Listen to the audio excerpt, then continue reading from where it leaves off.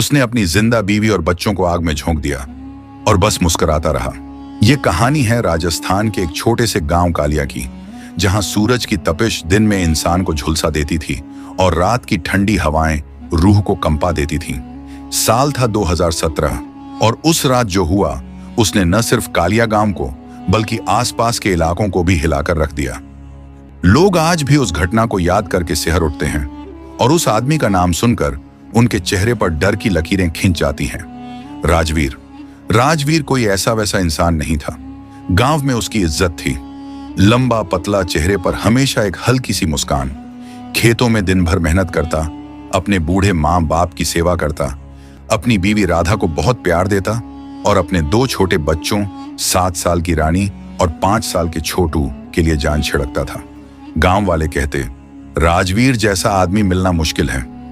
लेकिन पिछले कुछ महीनों से वो बदल गया था। उसकी वो मुस्कान अब कम दिखती थी। वो अक्सर रात को घर से निकलकर जंगल की तरफ चला जाता, अकेले में बड़बड़ाता, कभी हंसता, कभी चुप हो जाता। लोग कहते, लगता है राजवीर का दिमाग फिर गया है। उसके पड़ोस में रहने वाली बूढ़ी अम्मा, जिन्हें सब मांझी कहते थे, ने एक बार राधा से पूछा, बेटी, राजवीर को क्या हुआ है? रात रात भर जंगल में क्या करता है?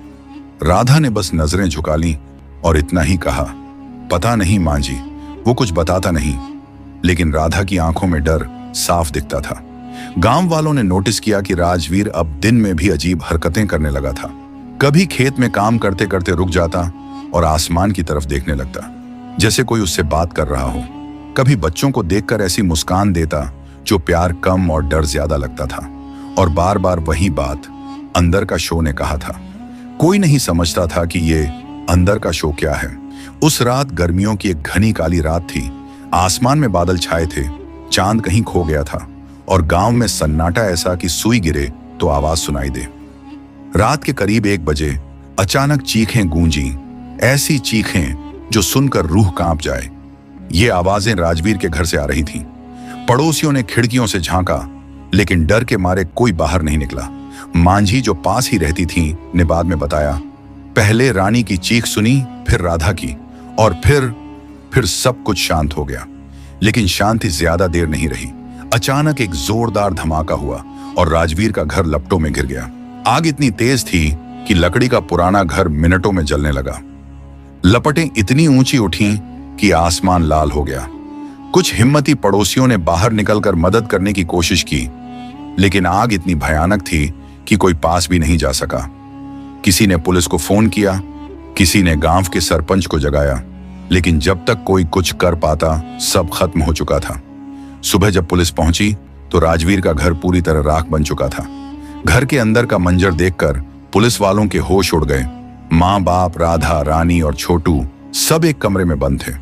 उनके शरीर इतने जल चुके थे कि पहचानना नामुमकिन था। दरवाजे पर ताला लगा था और खिड़कियां भीतर से बंद। साफ था कि उन्हें जानबूझकर वहां कैद किया गया था। लेकिन सबसे हैरान करने वाली बात थी राजवीर। वो घर के बाहर एक पुराने बरगद के पेड़ के नीचे चुपचाप बैठा था। ना भागा, ना रोया, ना कुछ बोला। उसके चेहरे पर वही अजीब सी मुस्कान थी जो देखने वालों को पत्थर बना देती थी।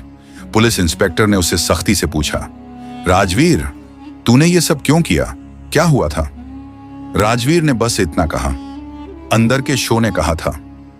उसकी आवाज में ना कोई डर था, ना कोई पछतावा, बस एक ठंडी खाली सी शांति। पुलिस ने उसे हथकड़ी लगाई और थाने ले गई। गांव में अफवाहों का बाजार गर्म हो गया। कोई कहता राजवीर पर भूत सवार था, कोई कहता उसने जंगल में कोई काला जादू सीख लिया था।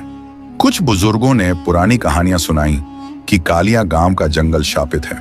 वहां रात को अजीब अजीब आवाजें आती हैं और जो भी वहां ज्यादा वक्त बिताता है उसका दिमाग खराब हो जाता है।